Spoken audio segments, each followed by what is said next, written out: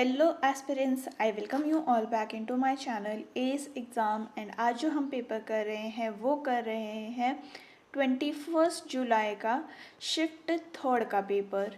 So first question है हमारे पास ये वाला है एंड इसमें हमें बोला है कि इसको सिंप्लीफाई करना है। अब हम मल्टीप्लाई करने लग जाएंगे तो ये तो बहुत ही लंबा हो जाएगा, राइट। तो हम क्या कर सकते हैं, देखिए हमें एक तो ये यहाँ पे 1 माइनस पी दिख रहा है कि यहाँ पे 1 प्लस पी दिख रहा है और ये सारा मल्टीप्लिकेशन में है। तो हम क्या कर सकते हैं, 1 minus P into 1 plus P को जब हम सॉल्व करेंगे तो ये क्या फॉर्मूला बन गया, ये बन गया 1 square minus P square, right. तो अब इसको ऐसे लिख देते हैं 1 square minus P square multiply में 1 प्लस पी स्क्वायर और यहाँ हो जाएगा 1 प्लस पी फोर स्क्वायर मतलब 4 एंड ये हो गया 1 plus P 8 and 1 plus P 16। अब ये देखिए ये अगेन हमारा वही वाला फॉर्मूला बन गया है। तो इसको हम कैसे लिख सकते हैं, इसको लिख सकते हैं 1 माइनस पी की पावर 4। अब इन दोनों को कर लीजिए, ये लिख सकते हैं हम 1 प्लस पी की पावर 8। अब इन दोनों को सॉरी माइनस होगा ये, अब इन दोनों को लिख लेते हैं तो ये हो गया 1 माइनस पी की पावर 16 और ये ले लेते हैं, ये हो गया कितना 1 माइनस पी की पावर 32 और यहाँ एक -1 हमारे पास है तो -1 हो जाएगा, ये और ये कैंसिल हो गया। आंसर हो गया हमारे पास -P32 यानी कि ऑप्शन नंबर 1 हमारा करेक्ट हो गया। नेक्स्ट है हमारे पास question number 2 and it is saying कि S1 and S2 are two stations which are 195 kilometers apart. A train starts from S1 at 4 p.m. and moves towards S2 at the speed of 65 kilometers. Another train starts from S2 at 5 p.m. and moves towards S1 at the speed of 35. At what time will the two train meets? ठीक है, तो अगर हम देखें S1 जो train है वो मतलब ये S1 जो ट्रेन है वो 1 घंटा पहले चल पड़ी है, तो वो 1 घंटे में कितना डिस्टेंस कवर कर लेगी, 65। तो बचा हुआ डिस्टेंस कितना है, बचा हुआ डिस्टेंस हो गया 165 sorry 195 minus 65 is equal to 130 kilometre. अब दोनों में डिस्टेंस बचा है जब दोनों ही मान लो आप स्टार्टिंग पॉइंट से स्टार्ट करने वाली हैं, ये भले ही आगे चल चुकी हैं बट अब दोनों साथ में हैं, ऐसा हम अज्यूम कर रहे हैं। ओके, तो 130 किलोमीटर्स इनके बीच में डिस्टेंस है और अगर हम देखें इनके रिलेटिव स्पीड क्या है, सिंस ये दोनों ऑपोजिट डायरेक्शन में चल रही हैं तो ये ऐड हो जाएगी which is equal to 65 plus 35 और ये हो जाएगा हमारे पास 100। ठीक है, तो टाइम कितना लेंगी अब ये लेंगी 130 divided by 100 which is equal to 1.3 hours. 1.3 hours after 5 PM ये will these people will meet.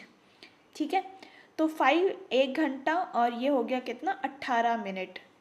0.3 को जब आप कन्वर्ट करते हैं मिनट्स में तो ये होता है 18 मिनट्स, यानी कि 5 बजे में आप ऐड करेंगे 1 घंटा पर 18 मिनट तो कितना हो जाएगा 618, यानी कि ऑप्शन नंबर 4 आपका करेक्ट हो गया। नेक्स्ट है आपका question number 3 and it is saying कि two chords A B and C D of the circle meets inside the circle at point P. Okay, तो यहाँ से एक आपके जा रही है ए बी और ये जा रही है आपकी सी डी, ये मिलती है पी के ऊपर। ए बी इज़ 12, ओके ये 12 हो गया, ए बी इज़ 20 तो यानी कि ये 8 हो गया। देन सी पी इज़ 16, तो सी डी हमसे पूछा है तो इसका कॉन्सेप्ट हमें क्या पता है, हमें पता है P A into P B is equal to P D into P C. तो ये हो गया कितना 12 into 8 is equal to P D into 16 और यहाँ हो जाएगा ये 2 टाइम्स और ये गया 6 टाइम्स, यानी कि पी डी की वैल्यू आ गई 6। हमें पूछा क्या है सी डी की, तो ये 6 हो गया। 6 plus 16 is 22 which is option number 1 correct. Next we have is question number 4 and it is saying कि there are 15 students in the class, their average weight is 40 kgs and if when one student leaves the class the average is 39.5 kgs. What is the weight of student who left the class. ठीक है, तो हम पहले 15 बच्चों का total निकाल लेते हैं. तो ये कितना हो जाएगा, ये हो जाएगा 15 × 40 which is equal to 600 kgs. वहीं पर एक बच्चा चला गया है और कोई ऐड नहीं हो रहा है, तो अब 14 बच्चे बच गए और इनका एवरेज कितना है 39.5 which is equal to 553 kgs. तो इनको माइनस कर लेते हैं. ये कितना हो गया 7 और 4, यानी कि जो बच्चा गया है उसका वज़न 47 kgs था. ऑप्शन नंबर 1 करेक्ट हो जाएगा.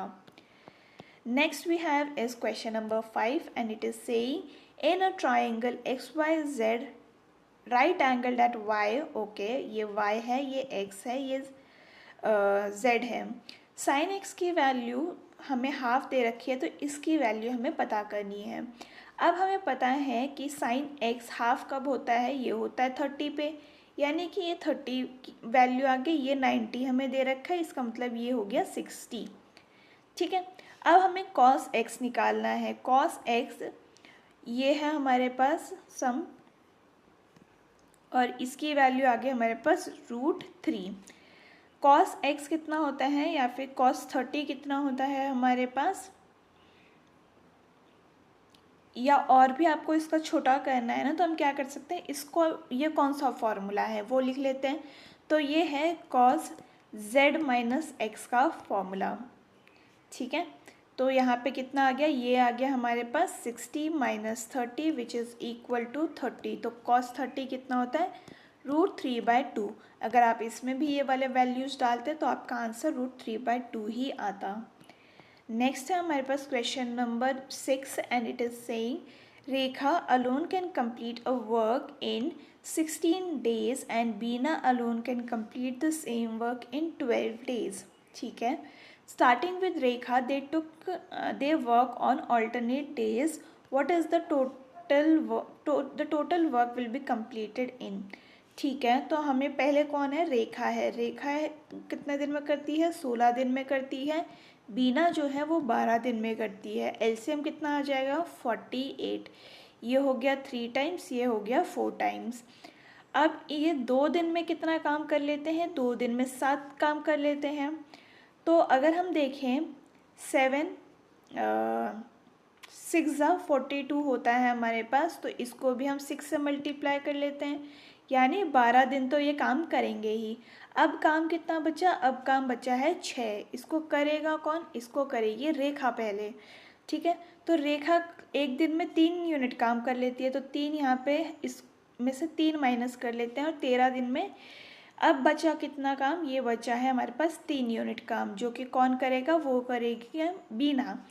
तो बीना की एफिशिएंसी तो 4 है, यानी 3/4 हो गया, और 13 दिन ये है, तो 13 3/4 हमारा आंसर हो जाएगा which is option number 4 correct. Next है हमारे पास question number 7 and it is saying a certain amount is lent at X% per annum simple interest for 3 years. Instead, if the amount was lent at 3x% per annum simple interest for y more years, then the simple interest would have been 7 times the earlier interest. What is the value of y. ठीक है, तो अगर हम देखें principal को हम P मान लेते हैं, टाइम को हम T मान लेते हैं. ठीक है, तो यहाँ पे हमें क्या दे रखा है,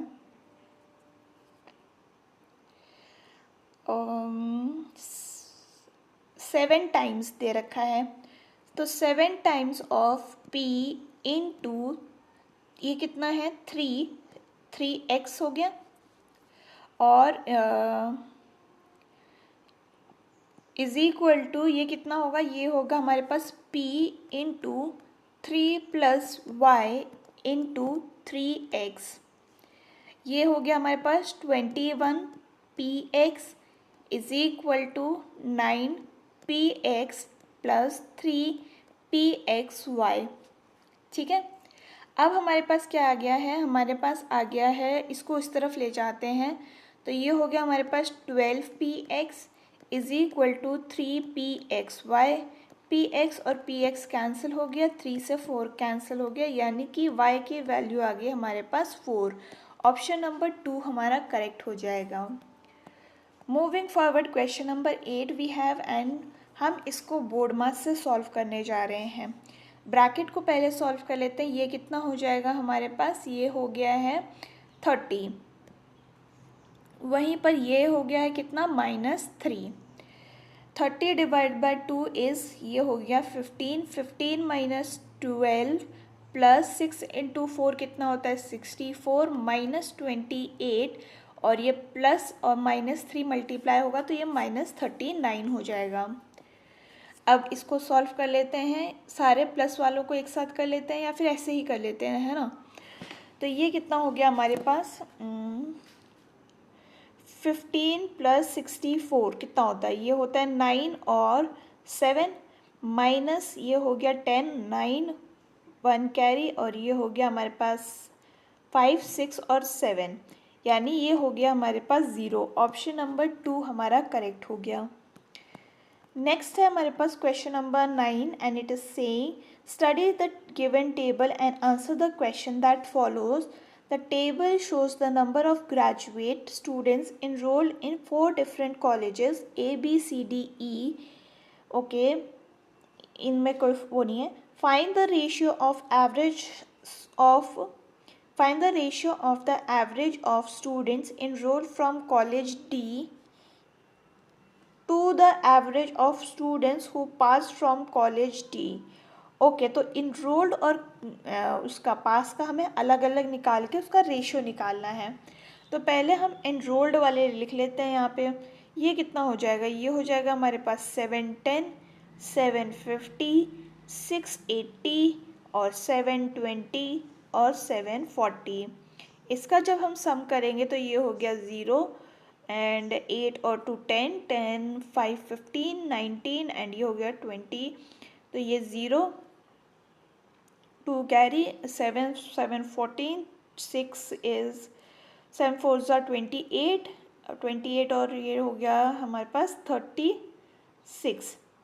ठीक है, 2 कैरी भी था याद रखना। तो 36 0 0 डिवाइड बाय 5, इसको हम डिवाइड नहीं करते हैं क्योंकि वो 5 ऑलरेडी हट जाएगा जब हम रेशियो निकालेंगे। अब हम इसका पास्ट वाले का निकालते हैं। तो ये कितना हो जाएगा, ये हो जाएगा 650, 710, 640, 690 एंड 710। तो ये हो गया हमारे पास कितना, ये हो गया हमारे पास 0 0 34। ठीक है, और डिवाइड बाय 5 कर देंगे तो ये 5 और 5 तो हट गया। 3600 डिवाइडेड बाय 3400, ये और ये कैंसिल, ये हो गया 18 और ये हो गया 17, यानी कि ऑप्शन नंबर 2 हमारा करेक्ट हो गया। नेक्स्ट है हमारे पास question number 10 and x and y are the positive numbers such that x minus y is 5, xy is 150, then what is the value of x plus y। ठीक है, तो अगर हम देखें ये कैसे पॉसिबल है, हिट एंड ट्रायल करके देख लीजिए आप। अगर हम x को 10 लेते हैं, y को 5 लेते हैं, तो ये 5 आ गया और इन दोनों को मल्टीप्लाई करने से 150 आ गया। तो ऐड करने से कितना आ रहा है, ये तो 50 हो गया ना। तो अगर x को हम 15 लेते हैं, y को हम 10 लेते हैं, तब भी ये हो रहा है सही, ठीक है। और ये तो हमारे पास 150 आ गया और इन दोनों को ऐड करने से 25 आ गया। तो ऑप्शन नंबर 2 हमारा करेक्ट हो गया। नेक्स्ट है हमारे पास question number 11 and it is saying कि find the value of this. तो पहले हम ब्रैकेट को सॉल्व कर लेते हैं। ये कितना हो जाएगा, ये हो जाएगा हमारे पास 1/6। डिवाइड है तो यहाँ मल्टीप्लाई करके 42 कर लीजिए और 7 6 42 होता है। अब पहले इसको सॉल्व कर लेते हैं। ये कितना हो जाएगा, ये हो जाएगा 3/2 इंटू 7 और ये इंटू में 7 है ही। तो ये हो गया हमारे पास 7 7 49 और ये हो गया हमारे पास 147 डिवाइडेड बाय 2, जिसको हम 73 1/2 भी लिख सकते हैं, which is option number 2 correct. Next है question number 12 and it is saying कि in a circular race of 1600 metres A and B starts from the same point and at a same time with the speed of 27 kmph and 45 kmph. काफ़ी ज़्यादा speed है. Respectively, after how long will they meet again for the first time on the track when they are running in the same direction? तो ये same direction में जा रहे हैं तो रिलेटिव स्पीड माइनस हो जाएगी विच इज़ 45 माइनस 27. तो ये कितना हो जाएगा और इसको हम क्या करेंगे मल्टीप्लाई करेंगे 5/18 से. क्यों करेंगे? क्योंकि यहाँ पे हमें मीटर्स में दे रखा है, आंसर हमें सेकेंड्स में दे रखा है. तो ये कितना हो जाएगा 18 इंटू 5/18. तो ये और ये कैंसिल हो गया, 5 हमारा आंसर आ गया. अब हमें क्या बोला है टाइम निकालना है.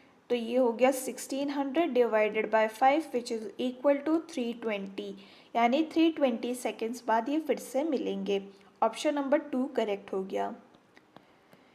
नेक्स्ट है question number 13 and it is saying कि A can complete the work, A can do 20% of the work in 4 days. Okay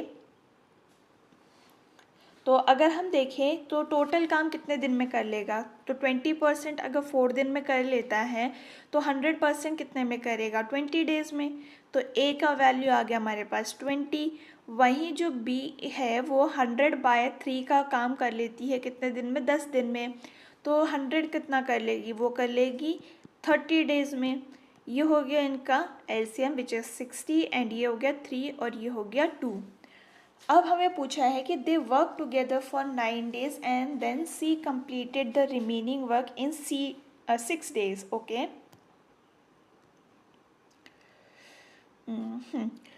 B and C together will complete 75% of the work in.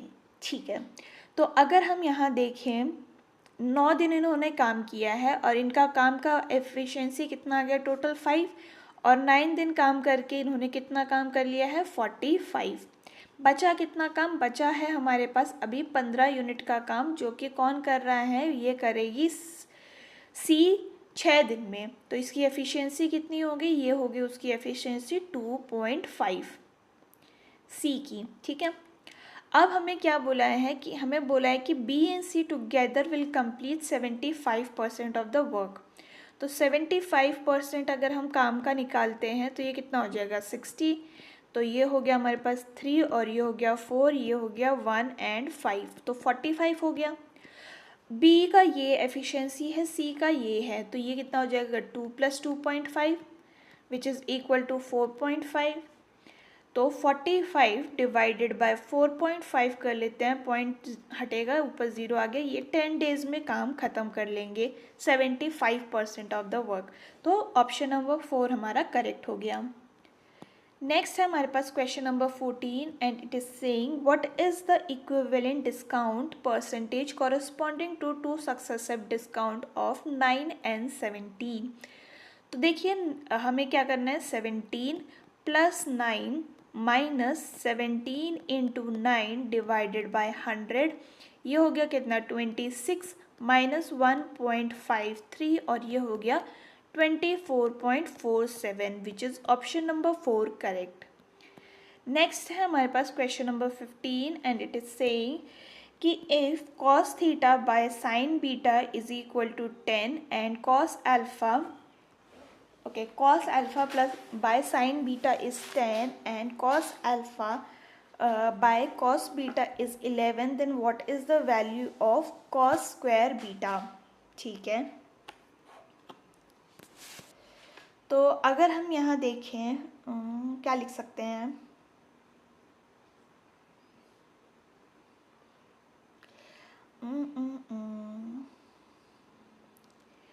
cos alpha is equal to 10 sine beta और यहाँ पे आ जाएगा हमारे पास cos alpha is equal to 11 cos beta.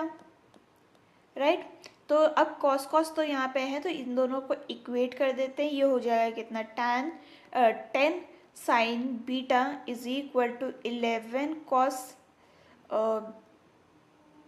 cos क्या है ये बीटा. अब साइन बाय कॉस लिख लेते हैं हम. Sine by cos is equal to हमारे पास आ गया है 11/10. तो tan बीटा की वैल्यू आ गई है हमारे पास 11/10। तो इसको हम बना लेते हैं, ये हो गया हमारे पास बीटा, ये हो गया 11, ये हो गया 10 और ये हो जाएगा √221। पूछा है हमसे कॉस बीटा स्क्वायर की वैल्यू। तो कॉस क्या होता है हमारे पास, ये हो गया 100 डिवाइडेड बाय 221, यानी कि ऑप्शन नंबर 2 हमारा करेक्ट हो गया। नेक्स्ट है question number 16 and 3 solid metallic sphere of 1 centimeter, 6 centimeter and 8 centimeter respectively are melted and recast into single solid sphere. The radius of new sphere is, ठीक है। पहले हम इन दोनों का वॉल्यूम सेम होगा, तो हम पहले वॉल्यूम इक्वेट कर लेते हैं। ये कितना हो जाएगा, 4/3 पाई को हम कॉमन ले लेते हैं। यहाँ हो गया 1 cube plus 6 cube plus 8 cube is equal to 4/3 pi R cube. तो ये वाला पार्ट और ये पार्ट तो कैंसिल हो गया। अब हमारे पास आर क्यूब की वैल्यू कितनी आ गई है, 1 plus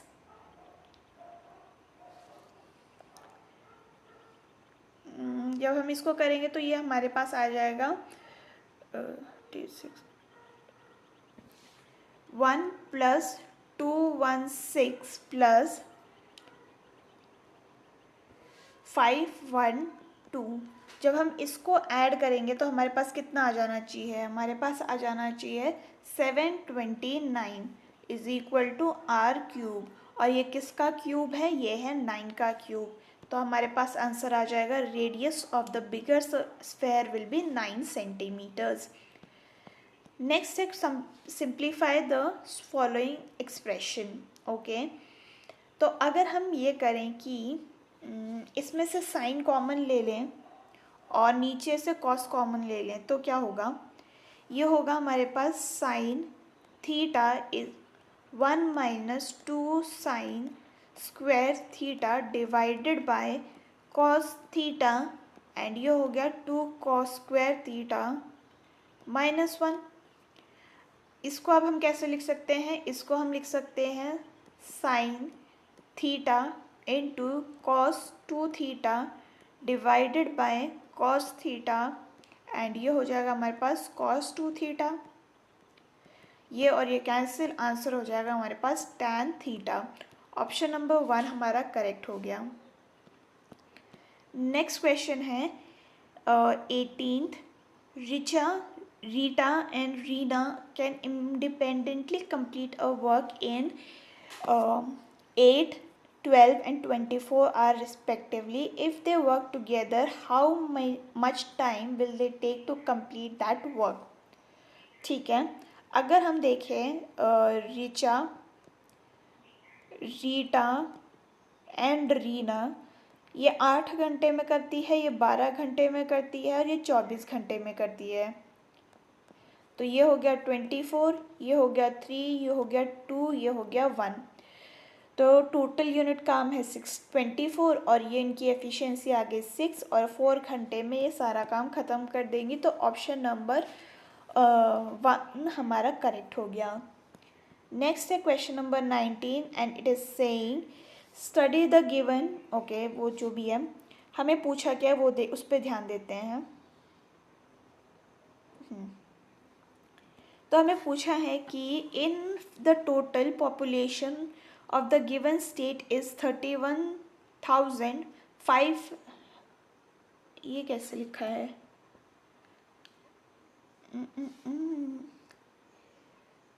3,15,000। then what is the total illiterate people in Goa and MP?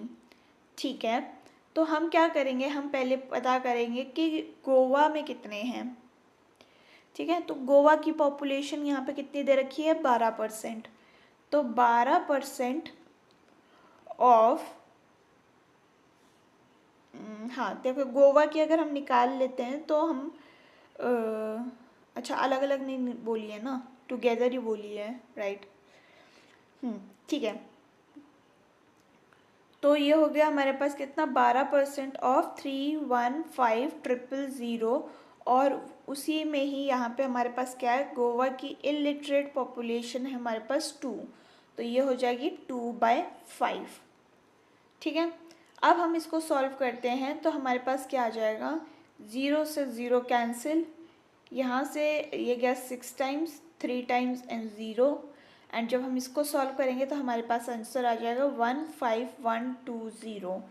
और वहीं पर हम इलिटरेट पीपल ऑफ एमपी निकाल लेते हैं, ये हमारा था गोवा का। तो एमपी में हमारे पास पॉपुलेशन कितनी है, 20%, तो ये हो गया 20 डिवाइडेड बाय 100, 315,000 इनटू एमपी का कितना है पॉपुलेशन 4, तो ये हो गया 4/5। ठीक है, सेम चीज़ है यहाँ पे 630, ये तो कट गया, तो ये कितना आ जाएगा 504,000। इन दोनों को ऐड कर देते हैं, ऐड करने के बाद कितना आएगा, ये आएगा 65520। ऑप्शन नंबर 1 हमारा करेक्ट हो गया। नेक्स्ट है हमारे पास question number 20 and it is saying कि the area of sector of the circle of radius 28 is this much, find the length of the corresponding arc. ठीक है, तो पहले हम इसका वो निकाल लेते हैं थीटा, क्योंकि थीटा हमें दे नहीं रखा।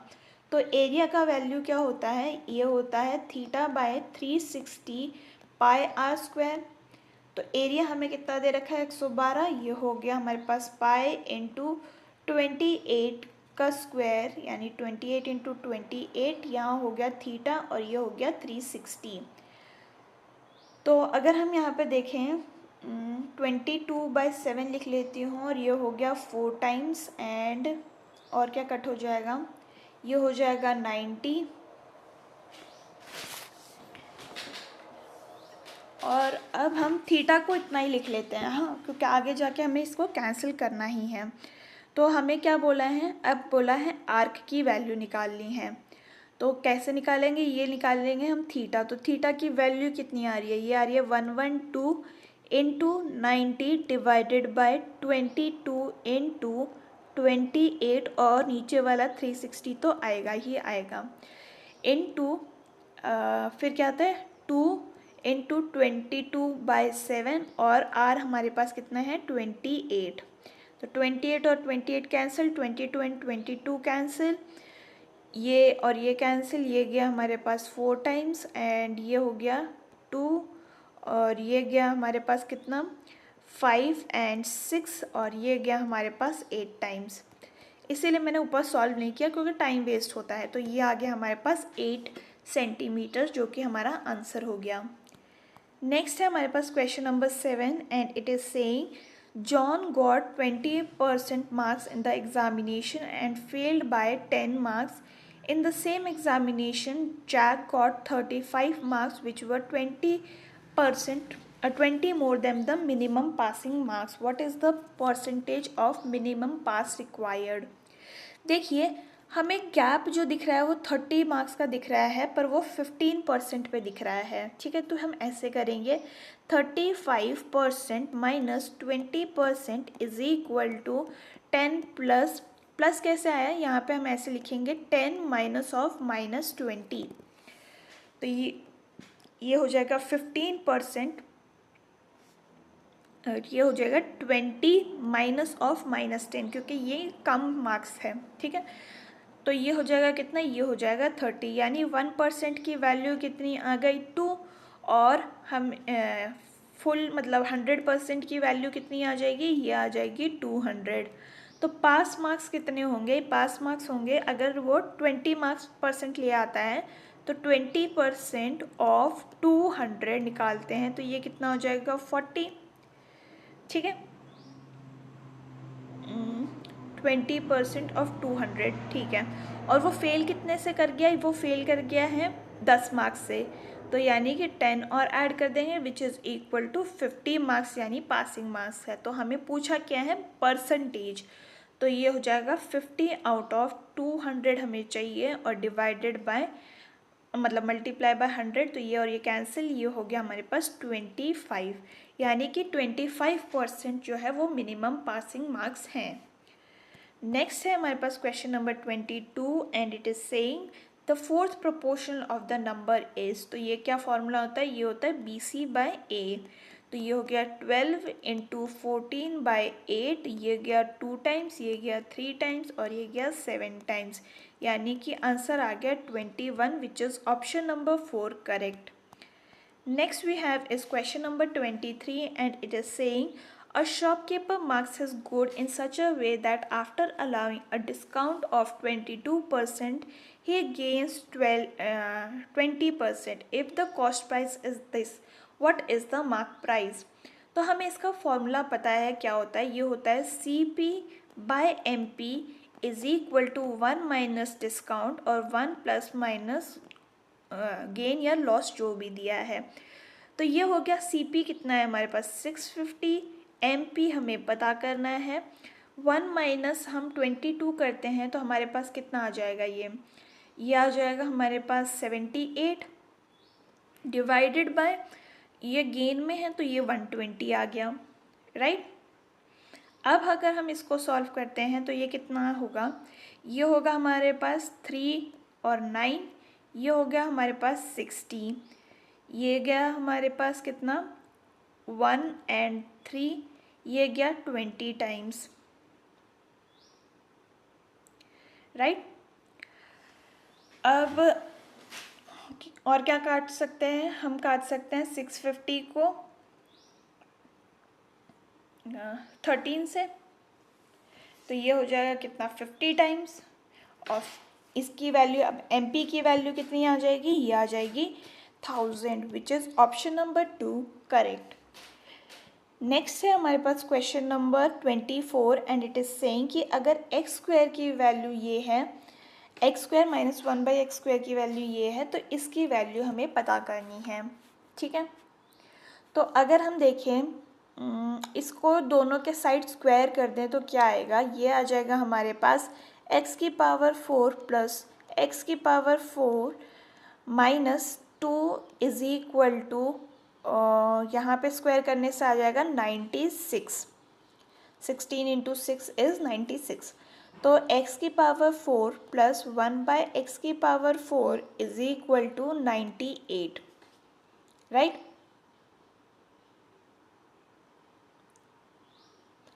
अब अगर मैं ये करूँ कि दोनों साइड में स्क्वायर कर, मतलब +2 कर दूँ, कोई फ़र्क पड़ेगा इससे नहीं, क्योंकि दोनों साइड किया है। बट ये अब मेरा एक फॉर्मूला बन गया है, और वो कौन सा बन गया है, x square plus 1/x square का होल स्क्वायर का फॉर्मूला बन गया, विच इज़ इक्वल टू 100। तो यहाँ पर अब x square plus 1/x square कितना आ गया है, ये आ गया है हमारे पास 10, स्क्वायर रूट कर दिया है मैंने।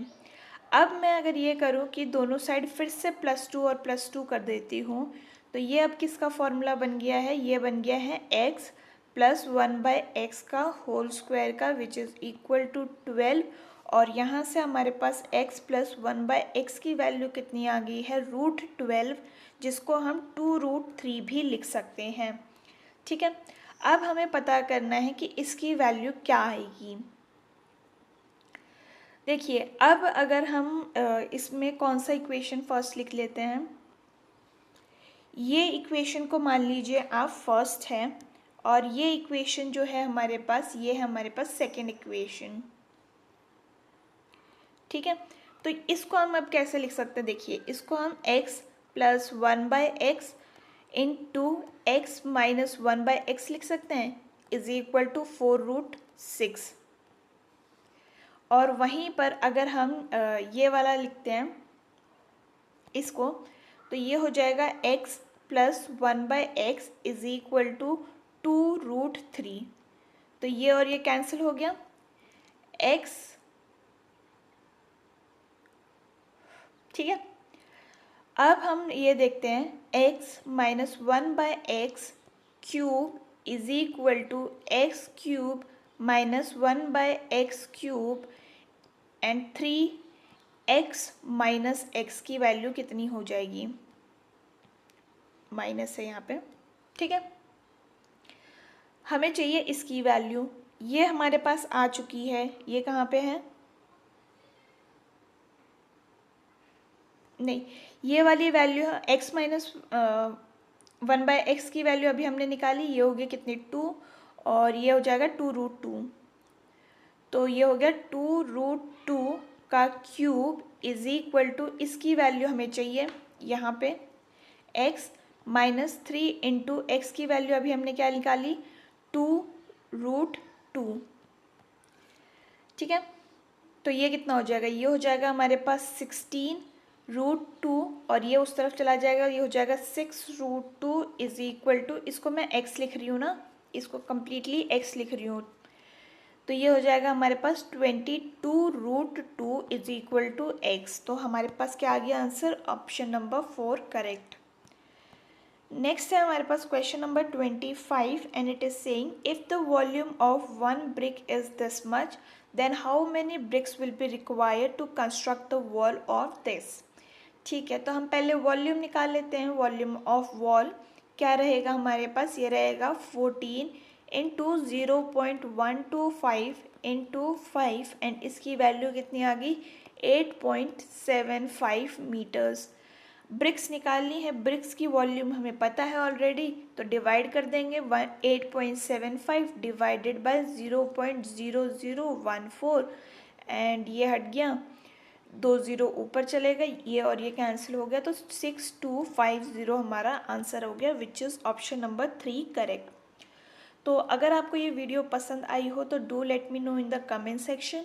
हम फिर मिलेंगे विद द नेक्स्ट वीडियो, तब तक के लिए आप अपना ख्याल रखिए। थैंक यू एंड जय हिंद।